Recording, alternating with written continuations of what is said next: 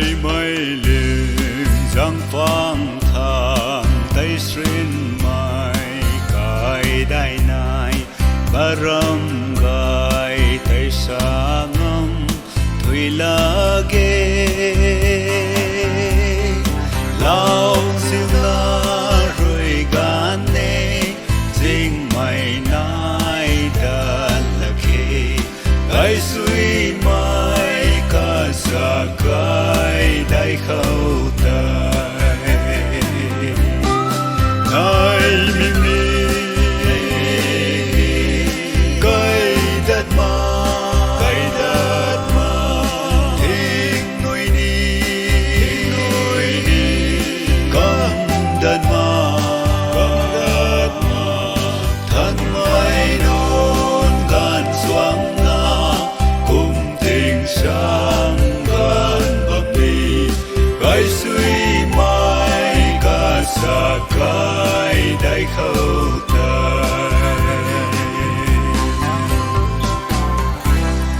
Hậu Tây nhiều gian mây quang thuốc lâu mai cài bao ta lưu mây quay này là na hậu ni thế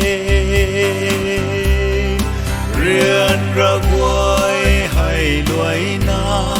tin sang giang thác ni thế gai suy mai ca sa gai đại khâu tay nay mình đi cây đất mà thiên nuôi ni con đất mà thân mây nôn gan xoang na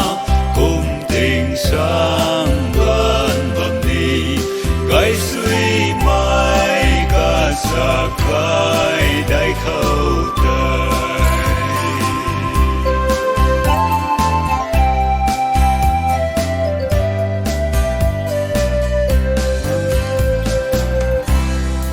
Rose đang khâu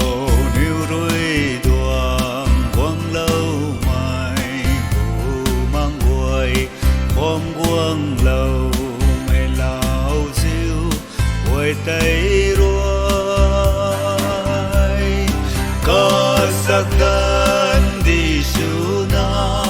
điêu kỳ run ca runi